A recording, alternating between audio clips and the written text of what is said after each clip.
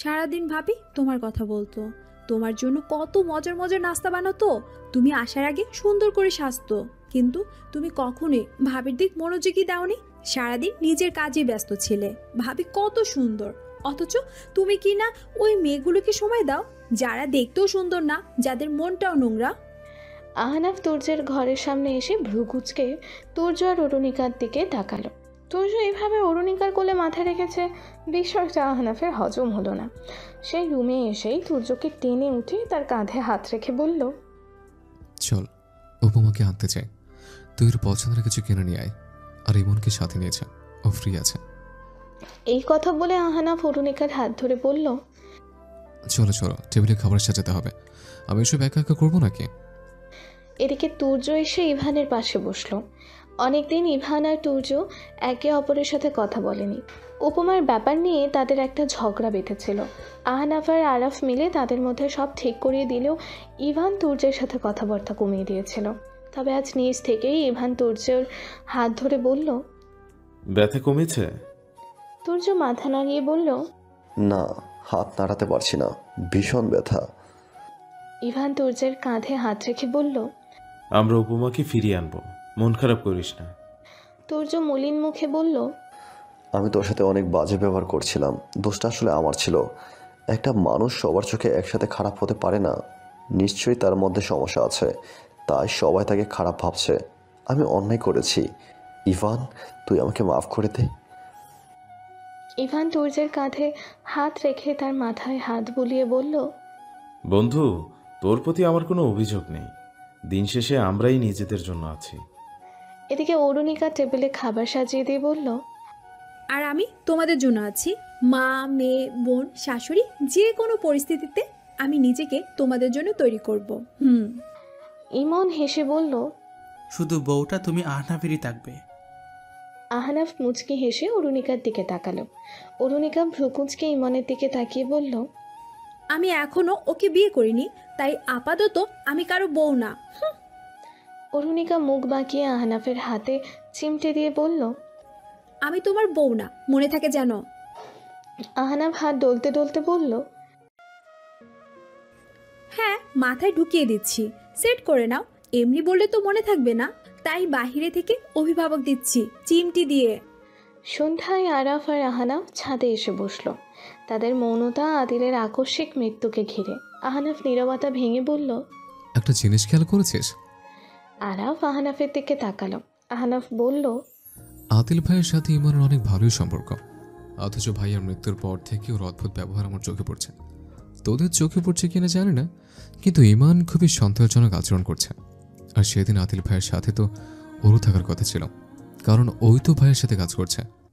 আরাফ চিন্তিত কণ্ঠে বলল, সেটাই তো, কিন্তু এখন তো আমরা জেনেই গেছি আসল খুনিকে। না আরাফ, খুনি এত সহজে আমাদের সামনে আসেনি। শাহবাজ খানকে কেউ ফাঁসানোর চেষ্টা করছে। কি বলতে চাইছিস তুই? ভালোভাবে চিন্তা করে দেখ। শুরু থেকে যদি আমরা ক্যালকুলেশন করি তাহলে বুঝবো আমাদের গ্যাপটা কোথায়। রহমতুল্লাহকে আমরা সন্দেহ করেছি, তিনি আমাদের বলেছেন রিয়াজুর রহমান খুনিদের সাহায্য করেছেন। মির্জার লোকেরা মির্জা গ্রুপকে সন্দেহ করেছে, আর শাহবাজ খানের সাথে শাহেদ মির্জার ভালোই যোগাযোগ ছিল, এখন আছে, তাই তাকেও সন্দেহ করা হচ্ছে। মুর্শিদ জুবাইরকে আমরা প্রথমে সন্দেহ করেছি, কিন্তু ওনার সব কথা শোনার পর মনে হচ্ছে রহমতুল্লাহ আমাদের সাথে অনেক বড় মাইন্ড গেমস খেলেছে। সবকিছু ঘুরে ফিরে একটা জায়গায় এসে দাঁড়াচ্ছে, আর তা হলো আমরা ধোঁকা খেয়েছি। আদিল ভাইয়া এই কথাটা বলেছে, যেখানে আমরা মির্জাতে সন্দেহ করছি, শাহবাজ খানকে সন্দেহ করছে, সেখানে ধোঁকা খাওয়ার তো কোনো প্রশ্ন আসে না।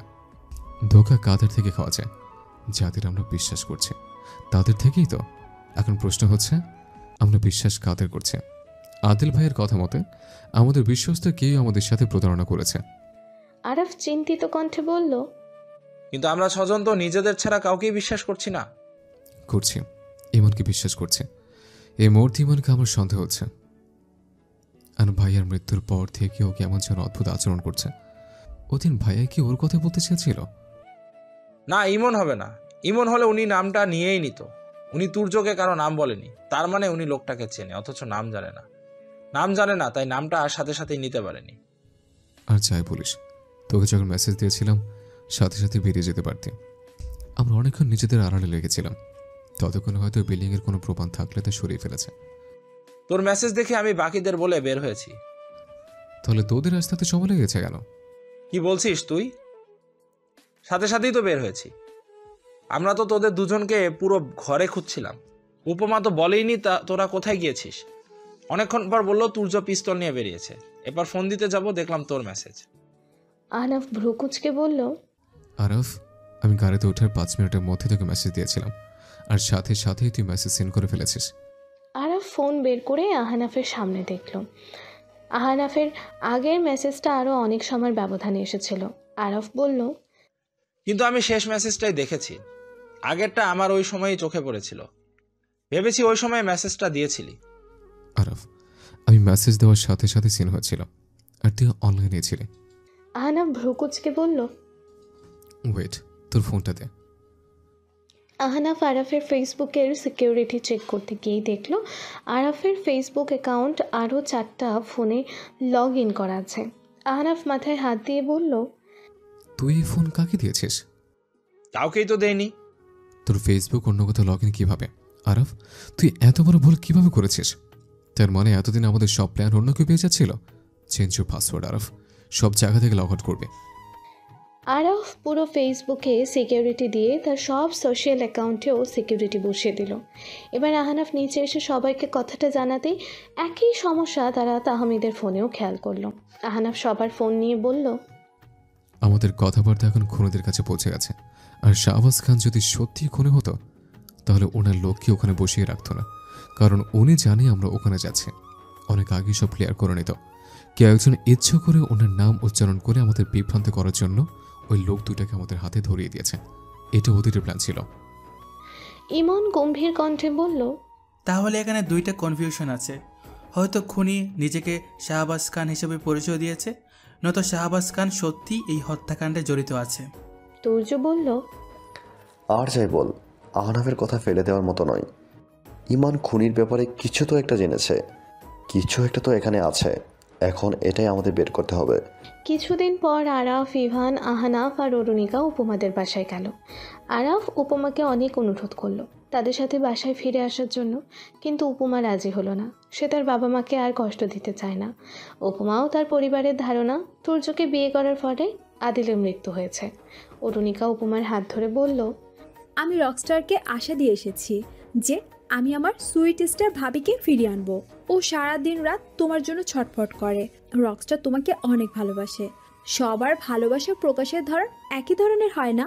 কেউ ভালোবাসে তবুও মুখে আনে না, কেউ মুখে বললেও ভালোবাসা দেখায় না, আর কেউ ভালোবাসি না বলেও অনেক ভালোবাসা দিয়ে যায়। ভাবি, তোমার স্টার তোমাকে ছাড়া ভালো নেই।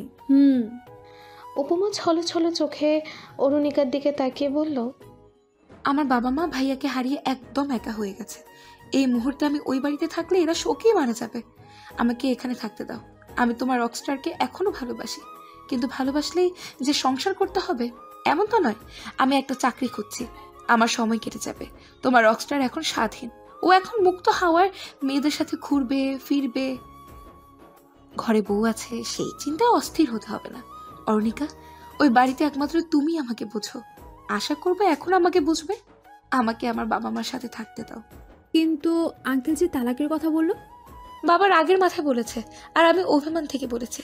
কিন্তু যদি তোমার রকস্টার দিয়ে দিতে চায় আমি সাইন করে দেব, তবে আমার পক্ষ থেকে কোনো লেটার যাবে না। আমি তাকে ছাড়তে পারবো না অরুণিকা। মানুষটা আমার সাথে মিশে গেছে। তাকে নিয়ে ভাবতে, তাকে ভালোবাসতে আমার খুব ভালো লাগে। তাকে পাওয়া না পাওয়া ভাগ্যের লিখন। আমি এভাবেই তাকে ভালোবেসেছিলাম। তাকে পাওয়ার চেয়ে তাকে ভালোবাসাটাই আমার জেদ ছিল। এই জেদ আমি কখনোই হারাতে চাই না। তুমি রকস্টারকে ছাড়া ভালো থাকবে? হ্যাঁ, কিছু মানুষকে স্মৃতিতে রেখেও ভালো থাকা যায়। তুমি তাহমিদ আর আরাফের মতো কঠিন মানুষ হয়ে গেছো, কিন্তু আমার রকস্টার অনেক নরম মনের মানুষ। ও কাঁদলে আমার ভালো লাগে না। ওর এত ভুল ক্ষমা করেছো, এইবারও ক্ষমা করে দাও। এমনিতেই আদিল ভাইয়ের মৃত্যুতে ওরা সবাই অনেক দুশ্চিন্তায় আছে। এর মধ্যে তুমি রকস্টারকে ছেড়ে চলে এসেছো। ও মানসিকভাবে দুর্বল হয়ে যাচ্ছে। উপমা বসা থেকে উঠে বলল, আমি তোমার সাথে যাচ্ছি না অরুণিকা, চলে যাও তুমি। অরুণিকা মন খারাপ করে বেরিয়ে গেল। তারা 4জন রাস্তায় হাঁটছে। ইভান আর আরাফ চুপ করে আছেন। আহনাফ এইদিক ওইদিক তাকাচ্ছে আর গাড়ি খুঁজছে।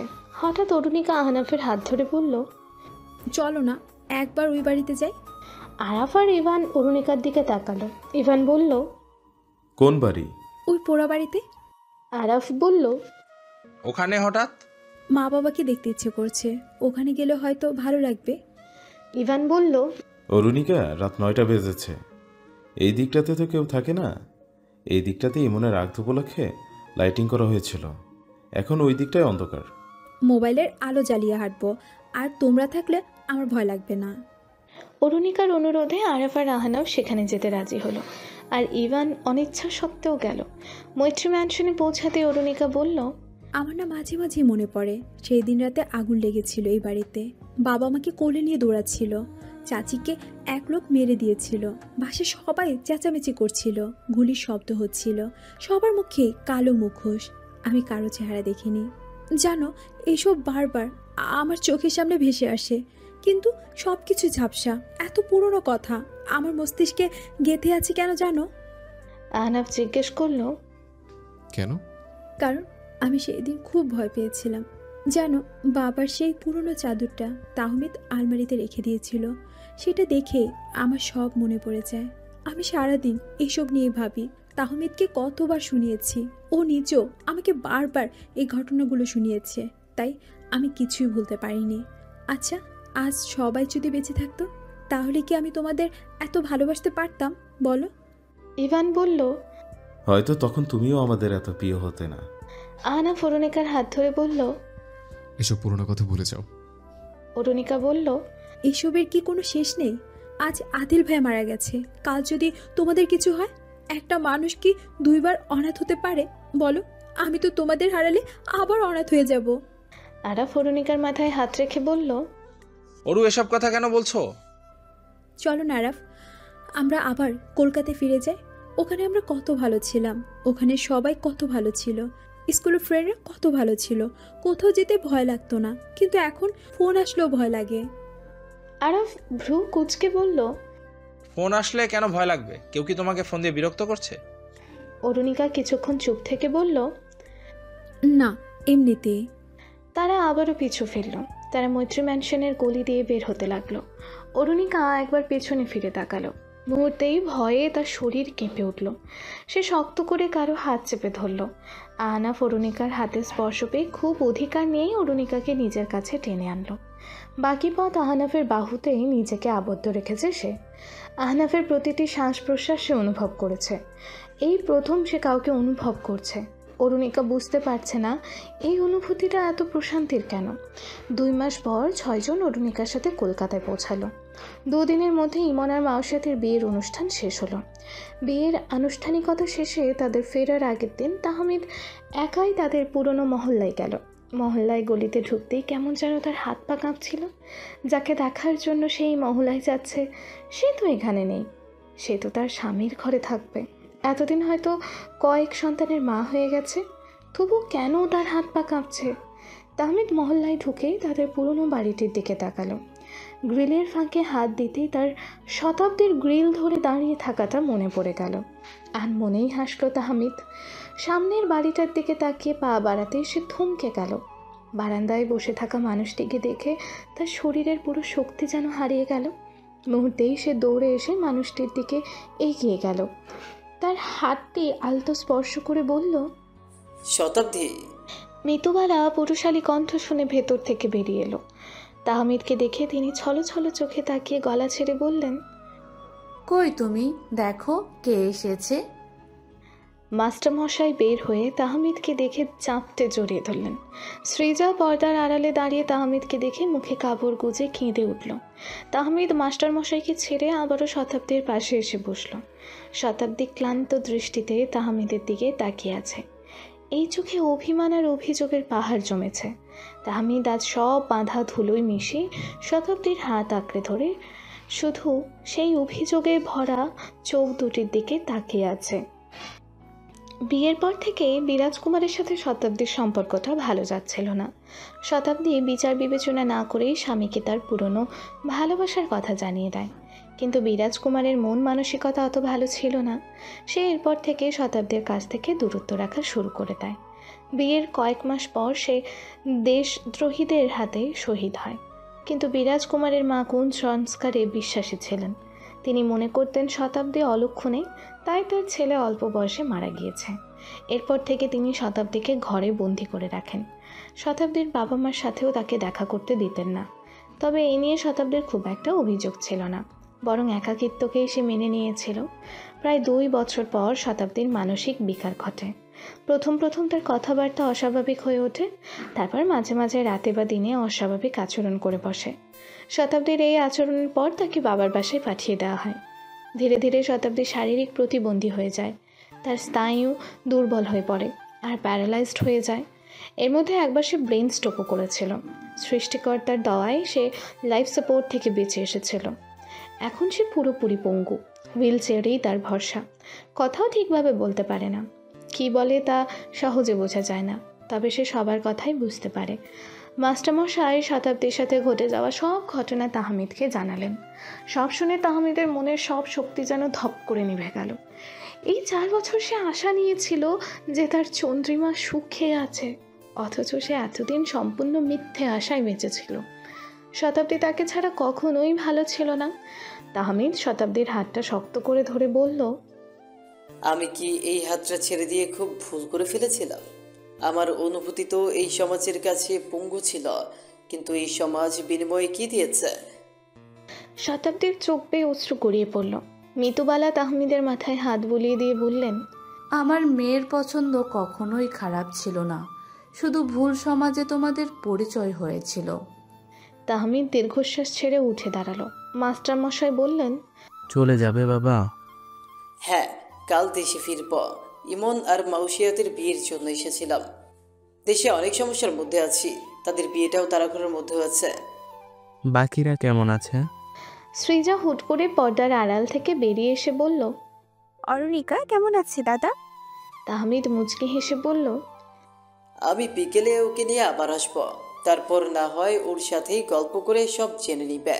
অরুণিকা তোমাদের কথা এখনো বলে, স্পেশালি ওর শুধু অপর কথা। শতাব্দীর বুক ফেটে কান্না এলো, কিন্তু সে শব্দ করে বলতে পারছে না যে এত বছর সে শুধু এক নজর তার ছোট্ট সখী আর তার মিষ্টি মশাইকে দেখার অপেক্ষায় ছিল। তাহমিদ যাওয়ার আগে শতাব্দীর হাত ধরে বলল, আমি আবার আসবো। তাহমিদ মহল্লা থেকে বেরিয়ে সোজা রিক্সা নিয়ে নিল। পকেটে একটা সানগ্লাস ছিল, ওইটা চোখে পড়ে নিল। পকেট থেকে মাস্ক বের করে ওইটাও মুখে লাগালো। নিজের হাঁটু খামচে ধরে শক্ত হয়ে বসে আছে সে, কোনোভাবে নিজেকে শান্ত করতে পারছে না। চোখ দিয়ে দরদর করে অশ্রু গড়াচ্ছে। অর্ধেক রাস্তায় নেমে রিক্সা ভাড়া মিটিয়ে সেই গাছের নিচে চলে গেল, যেখানে সে আগে মিষ্টি বিক্রির পর এসে বসত আর তাকে সঙ্গ দিত শতাব্দী। তাহমিদ গাছের নিচে এসে ধপ করে বসে পড়ল। মুখ থেকে মাস্কটা টেনে খুলে ফেলল। তারপর গলায় আটকে থাকা সব শব্দ যেন বেরিয়ে এলো। আজ অনেক বছর পর সে শব্দ করে কাঁদছে। মনের সব আক্ষেপ, হতাশা তার ফুপিয়ে ওঠা শব্দের সাথে আকাশ বাতাস আন্দোলিত করছে। আজ খোলা হাওয়া তার ভালোবাসার সাক্ষী হয়ে গেছে। অনেক তো নিজের ভালোবাসাকে সে শুধু দীর্ঘশ্বাস ফেলেই মনের ভেতরে চাপিয়ে রেখেছে।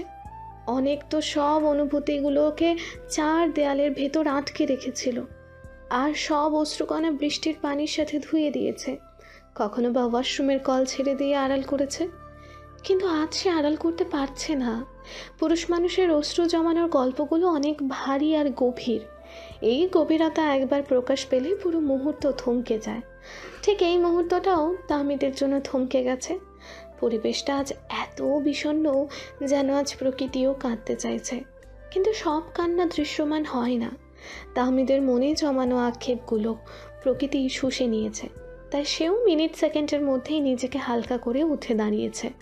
তাহমিদ পকেট থেকে রুমাল বের করে মুখটা মুছে নিল। এবার সে সামনের রাস্তায় পা বাড়ালো আর ধীরে ধীরে পায়ের গতি বাড়াতে লাগলো। রোদের তাপে সে যত দ্রুত সম্ভব হাঁটছে।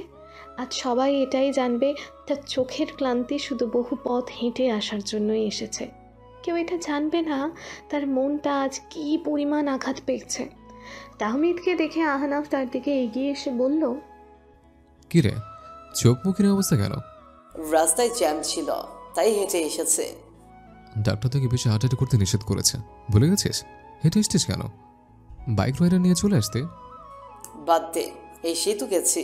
আচ্ছা, আমি ফ্রেশ হয়ে আসছি।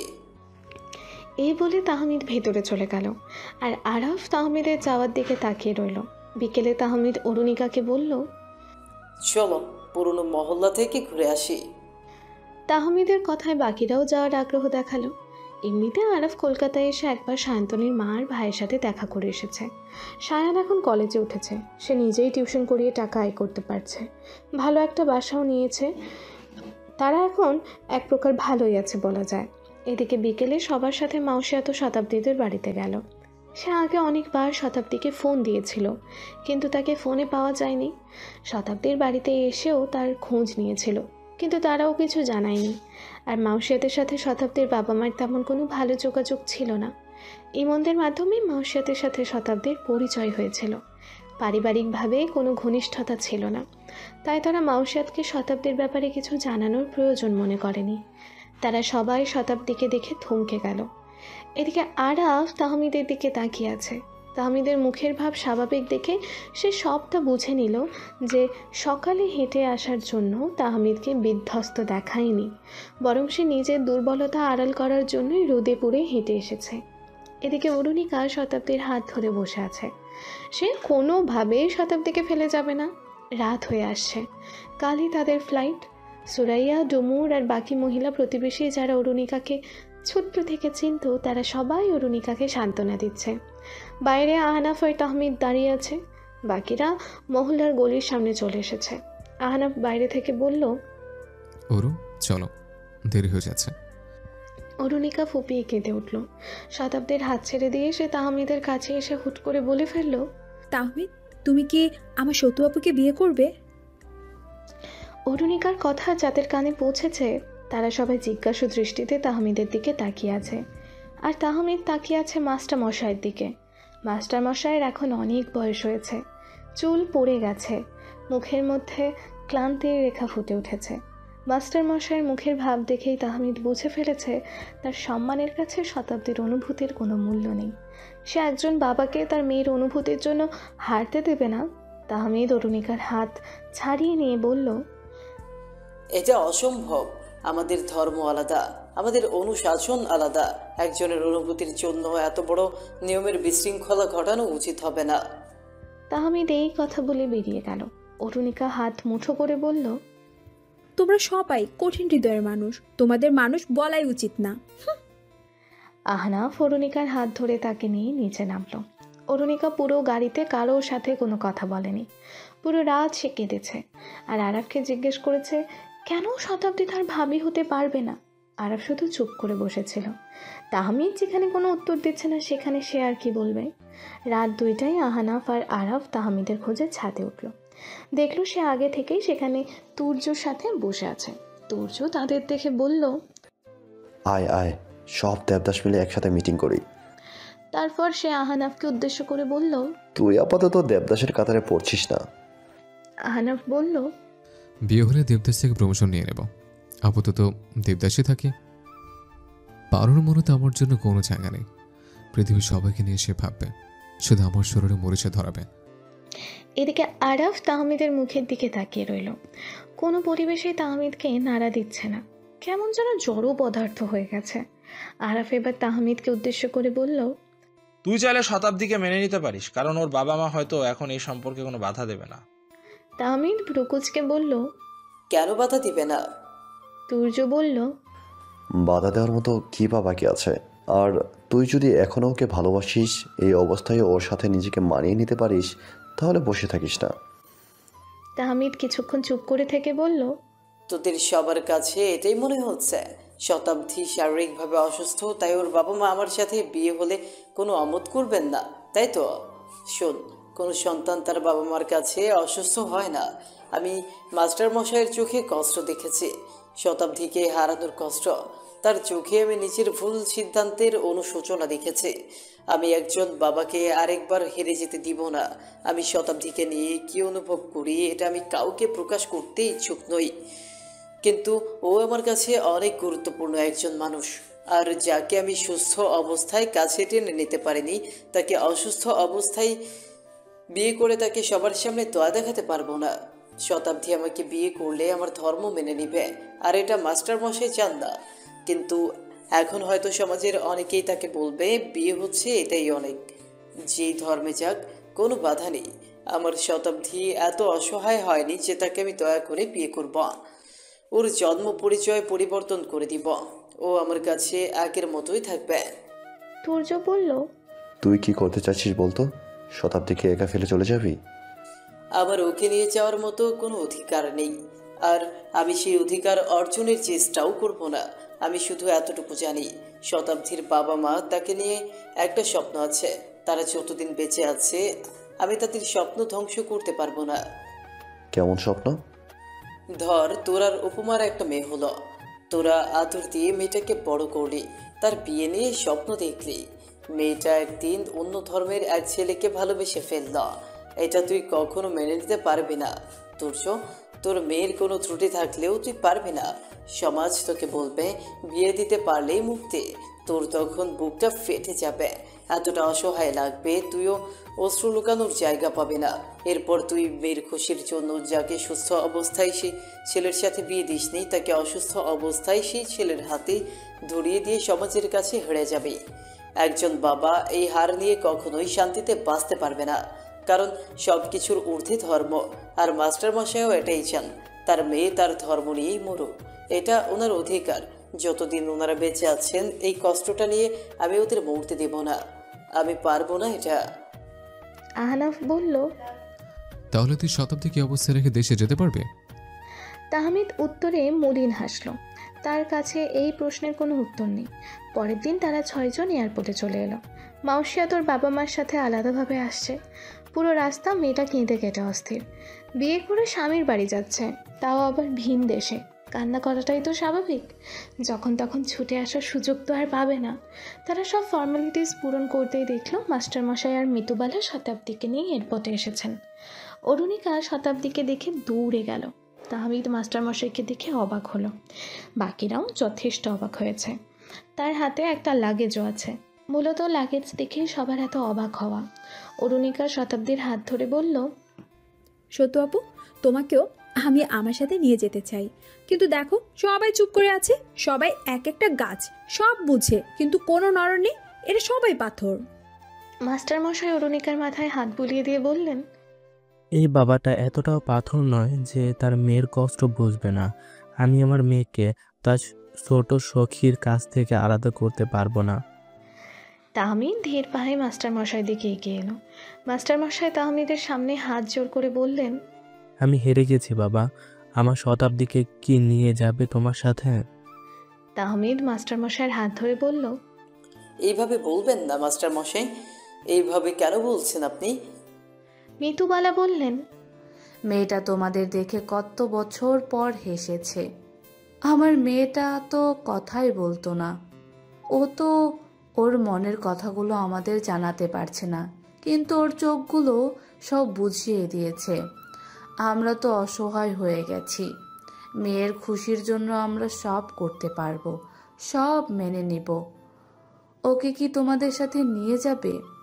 কোনো দাবি থাকবে না, কোনো সম্পর্ক থাকবে না।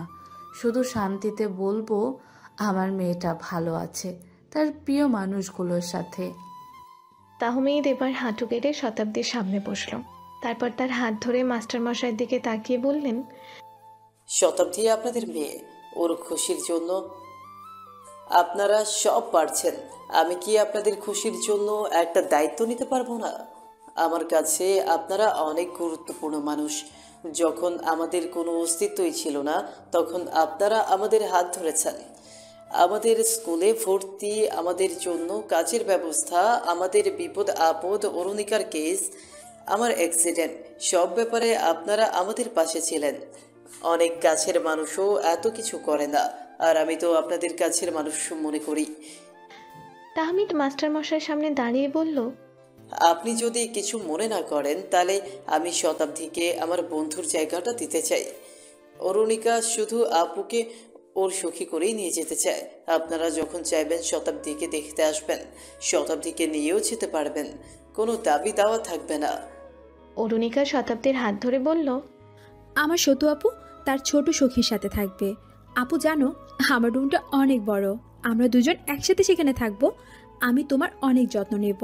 তুমি ছোটবেলায় যেভাবে আমার খেয়াল রেখেছো ঠিক সেইভাবেই আমি তোমার খেয়াল রাখবো। দেখবে তুমি খুব শীঘ্রই সুস্থ হয়ে উঠবে। তাহমিদ এবার শতাব্দীর হাত ধরে বলল, সব সম্পর্কের নাম হয় না, কিছু সম্পর্ক নাম ছাড়াও অনেক সুন্দর হয়, আর তা গভীরভাবে মনে লালন করতে জানতে হয়। প্রয়োজন শুধু একটু সম্মান আর ভালোবাসার। আমি শতাব্দীর ইচ্ছা আর ইচ্ছা, ধর্ম, অনুশাসন, আদর্শ সব কিছুকে অনেক সম্মান করি। আমাদের সমাজে অনেক সম্পর্কের নাম আছে, কিন্তু সেই সম্পর্কে কোনো সম্মান নেই।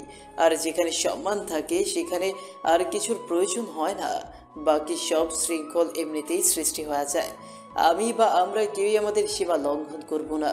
আমরা অরুণিকার দায়িত্বটা যেভাবে পালন করেছি, কোনো নাম ছাড়া, কোনো সম্পর্ক ছাড়া, ঠিক সেভাবেই শতাব্দীর দায়িত্বটা আমি নেওয়ার জন্য প্রস্তুত। ওর সন্তুষ্টি যদি আমাদের সাথে থাকায় হয় তাহলে সেটাই হবে, কিন্তু বরাবরই ওর সব বিষয়ে সিদ্ধান্ত নেওয়ার অধিকার তার বাবা মার হাতেই থাকবে। মাউসিয়াত মুচকি হেসে শতাব্দীর পাশে বসে বলল, আসলেই অরুণিকা একটা দায়িত্বের নাম। একটা ছোট্ট অরুণিকা তার 6 জন পুরুষকে এত বড় করে তুলেছে যে তারা সব পরিস্থিতির জন্যই এখন প্রস্তুত। তারা সব শৃঙ্খলায় ঊর্ধ্বে, আর তা একমাত্র অরুণিকার দ্বারাই সম্ভব হয়েছে। আজ তার 6 পুরুষ তার জন্যই মানসিকভাবে শক্ত হয়েছে, নিজেদের সংযমী রাখতে শিখেছে। অরুণিকা হেসে বলল, আমি আছি বলেই তো এত কিছু সম্ভব হয়েছে। আমি মানুষটাই খুব স্পেশাল। আহনাফ তুর্যের কানে ফিসফিস করে বলল, সবকিছু স্পেশাল, কিন্তু বুদ্ধিটাই। তুর্য আহনাফকে থামিয়ে দিয়ে বলে উঠল, মরিচা ধরা। আহনাফ আর তুর্য উভয় মাথা নেড়ে একে অপরের মতকে সম্মতি দিল। অরুণিকা বাঁকা চোখে আহনাফের দিকে তাকিয়ে আছে। আহনাফ যে তাকে নিয়ে কিছু বলছে তা সে বুঝতে পেরেছে। সে মনে মনে বলল, আগে বাসায় চলো, তারপর বুঝবে অবহেলা কাকে বলে, কত প্রকার ও কি কি।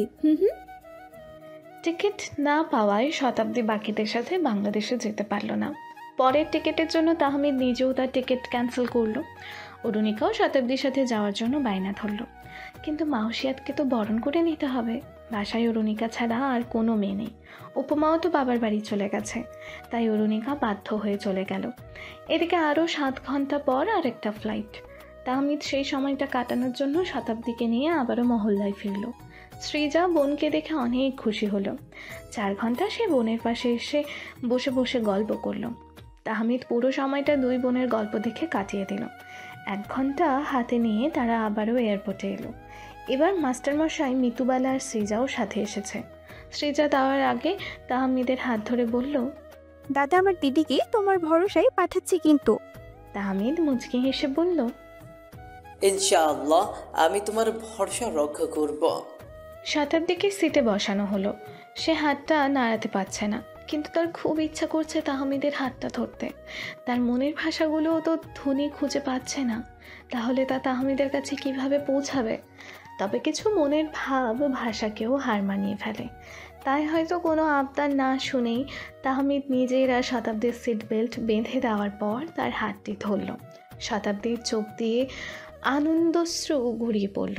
তাহমিদ তার চোখের পানি মুছে দিয়ে বলল, আমরা প্রতিদিন ভিডিও কলে বাবা মার সাথে কথা বলবো। লম্বা ছুটি পেলে কলকাতায় আসবো। মাউসিয়া তো তোমাদের সাথে মাঝে মাঝে আসবে। দুটো আলাদা দেশে তবুও মাত্র কয়েক ঘন্টার পথ। তুমি শুধু ধৈর্য ধরবে, তখন এই কয়েক ঘন্টার পথও কম মনে হবে। শতাব্দী মনে মনে বলল, মিষ্টি মশাই, তোমাকে কবে যে আবার এই নামে ডাকবো? তুমি এত মিষ্টি কেন বলো না মিষ্টি মশাই? তুমি সারা জীবন আমার মিষ্টি মশাই হয়ে থাকবে। এদিকে আজ উপমার চাকরির প্রথম দিন। সে ভালো একটা কোম্পানিতে বসের পার্সোনাল অ্যাসিস্ট্যান্ট হিসেবে যোগ দিয়েছে। প্রথম দিন তাই আলাদা উত্তেজনা কাজ করছে, একটু ভয়ও লাগছে। সে ভেতরে ঢুকতেই একজন পিয়ন তাকে তার ডেস্কে বসিয়ে দিল। সে ভালোভাবে ডেস্কের ওপর রাখা ফাইলগুলো ঘাঁটাঘাঁটি করতে লাগলো। তখনই পেছন থেকে একজন বয়স্ক লোক এসে বলল, তুমি বসের কেবিনে যাও, তোমাকে কি করতে হবে সেই বলবে। উপমা উঠে পেছনে ফিরে বয়স্ক লোকটাকে দেখে সালাম দিয়ে মাথা নেড়ে বসের কেবিনের দিকে পা বাড়ালো। কেবিনের সামনে দাঁড়াতে ভেতর থেকে শব্দ এলো, আসতে পারো। উপমা অবাক হয়ে ভাবল, দরজায় কড়া নাড়লাম না, তবু কিভাবে বুঝলো? সে আশেপাশে তাকিয়ে দেখলো দরজার বাইরে সিসি ক্যামেরা লাগানো আছে। সে সেটির দিকে তাকাতে তাকাতে দরজা খুলল। দরজা খুলেই সামনে বসা মানুষটিকে দেখে সে বলে উঠল, আপনি? রিয়াজুর রহমান মুচকি হেসে বললেন, আমার কোম্পানি আমি থাকবো না? উপমা শক্ত মুখে ভেতরে ঢুকে বলল, আপনি সেদিন রাতে খাবার নিয়ে বাসায় গেছেন আর আজ আমাকে চাকরি দিয়েছেন কেন? তুর্য আহমেদ আপনাকে বলেছে আমাকে কাজ দিতে। এখন তাহলে আমাকে কনভিন্স করার জন্য সে এই পথও খুঁজে নিয়েছে। রিয়াজুর রহমান ভ্রু কুঁচকে উপমার দিকে তাকালো। সে উপমার কথার কোনো অর্থই বুঝল না, তবে এতটুকু বুঝেছে হয়তো উপমা আর তুর্যের সম্পর্কে কোনো ঝামেলা চলছে। রিয়াজুর রহমান মুচকি হেসে উত্তর দিলেন, অন্যদেরটা তো জানি না, তবে আমার আপনাকে কনভিন্স করতে অনেক ভালো লাগে। উপমা ভ্রু কুঁচকে রিয়াজুর রহমানের দিকে তাকালো। এরপর সে আর কিচ্ছু বলল না, চুপচাপ কাজ বুঝে নিয়ে নিজের ডেস্কে ফিরে এলো। এদিকে রিয়াজুর রহমানকে আনমনে হাসতে দেখে নিয়াজ হোসেন বললেন, আল্লাহর কাছে তোর হেদায়েতের জন্য দোয়া করেছিলাম, কিন্তু কথায় আছে না, হেদায়েতের মালিক আল্লাহ, যাকে দিতে চান না তার কপালে কিছুই নেই। রিয়াজুর রহমান বিরক্তি মুখে নিয়ে বললেন, মনটা ডিস্ট্র্যাক্ট করছিস কেন? আমি একটা জিনিস ভাবছি, আমাকে শান্তিতে ভাবতে দে। দেখ রিয়াজ, প্রথমত মেয়েটা বিবাহিত, দ্বিতীয়ত মেয়েটা তোর মৃত বন্ধুর ছেলের বউ, তৃতীয়ত তোর অর্ধেক বয়সী। এটা অসম্ভব। অসম্ভব? তো তো এই সম্পর্ক কখনোই সম্ভব না। কি উল্টাপাল্টা চিন্তা করছিস? হ্যাঁ দেখ, ও যদি আমার হতে না চায় আমি ওকে জোর করব না। ও যার সাথে ইচ্ছে সংসার করুক, কিন্তু আমার ওকে দেখতে ভালো লাগে, আমি দেখবই। কথাটি বলে রিয়াজুর রহমান বাঁকা হেসে আবারও বললেন, অনেক পুরনো হিসেব জমে আছে, নতুন খাতায় এই নতুন হিসেবের নামটা উঠিয়ে নিস। এতদিন মাঠে ছিল দুই প্রতিদ্বন্দ্বী, এবার নেমেছে নতুন খেলোয়াড়। মাঠে যাতে পরিষ্কার থাকে, কারণ আমি প্রথম ব্যাটেই আমার প্রতিদ্বন্দ্বীকে আউট করে দেব। এক সপ্তাহ হয়ে গেছে সাহিল আর রাহির এঙ্গেজমেন্ট হয়েছে, কিন্তু রাহির মুখে কোনো হাসি নেই। আজ শাহিদ মির্জা রাহির বাবা মার সাথে বসে আকদের তারিখ ঠিক করে ফেলেছেন। আগামী বৃহস্পতিবার তাদের আকদ হবে। এদিকে সাহিল রাহিকে একা ছাদের এক কোনায় দাঁড়িয়ে থাকতে দেখে তার হাত শক্ত করে চেপে ধরে বলল, আমি বুঝতে পারছি না, তুমি হঠাৎ এমন অদ্ভুত আচরণ কেন করছো? রাহি ভ্রুকুঁচকে বলল, আমি কখনো অদ্ভুত আচরণ করলাম? আমি তো আগের মতোই আছি। তুমি মোটেও আগের মতো নেই। তুমি হঠাৎ আমার কাছ থেকে দূরে থাকা শুরু করেছো। Y Rahi, Y? রাহি কোনো উত্তর না দিয়ে মুখ ঘুরিয়ে নিল। সাহিল দাঁতে দাঁত চেপে বলল, তোমার এই আচরণের পেছনে আরাফ চৌধুরী নেই তো? ইদানিং তোমাদের মধ্যে খুব ভাব জমেছে দেখছি, কত দূর এগিয়েছো? রাহি চোখ বড় বড় করে বলল, সাহিল, আমি তোমার উল্টোপাল্টা প্রশ্ন দেওয়ার মতো প্রয়োজন মনে করছি না। আরবের সাথে আমার কোনো সম্পর্ক নেই, শুধু দেখা হলে টুকটাক কথাবার্তা হয়।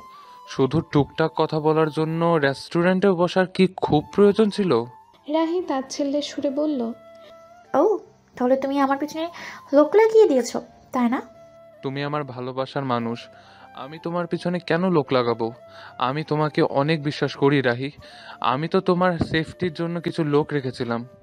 রাহি সাহিলের দিকে তাকিয়ে বলল, আমি আরাফের সাথে মাঝে মাঝে দেখা করি, এমনকি ওর চেম্বারও চলে যায়, কারণ আমার সাথে কথা বলতে ভালো লাগে। রাহির কথা শুনে রাগে সাহিলের মুখটা লাল হয়ে উঠল। রাহি আবারও বলল, যেখানে আমার তোমার সাথে সময় কাটানো উচিত ছিল, সেখানে আমি আমার সময়টা তোমাকে দিতে চাইছি না। কেন জানো? কারণ তোমার সাথে কথা বলে আমি কোনো মানসিক শান্তিই পাই না। সাহিল শান্ত কণ্ঠে বলল, ওই আরাফের সাথে কথা বলে তুমি খুব শান্তি পাও? হ্যাঁ, কেন পাবো না? আর মানুষটাই এমন, তুমি তো আর ওর মতো হতে পারবে না। তুমি আমাকে এই অবস্থায় ভালোবেসেছিলে রাহি। হ্যাঁ, কিন্তু তুমি তখন এত হিংস্র ছিলে না। আর আপনি নিজেও মৈত্রী গ্রুপের একজন সদস্য, কিন্তু ওর মধ্যে কোনো অহংকার নেই। আর তুমি এত অহংকার নিয়ে থাকো, মাঝে মাঝে আমার নিজেকেও তোমার সামনে তুচ্ছ মনে হয়। আর তুমিই আমাকে সেই অনুভূতি দিয়েছো। তোমার চলাফেরা, খাওয়া দাওয়া সব কিছুই দামি কথা। আমি তোমার সাথে শান্তি পাচ্ছি না সাহেল। আমি একজন প্রকৃত মানুষকে চাই, কৃত্রিম মানুষকে নয়। সাহিল হাত মুঠো করে মুখে ঘুরিয়ে নিল। যাকে সে এত ভালোবাসত, সেই মেয়ের জন্য সে এত উন্মাদ, সেই মেয়েটি আজ তাকে তার শত্রুর সাথে তুলনা করছে।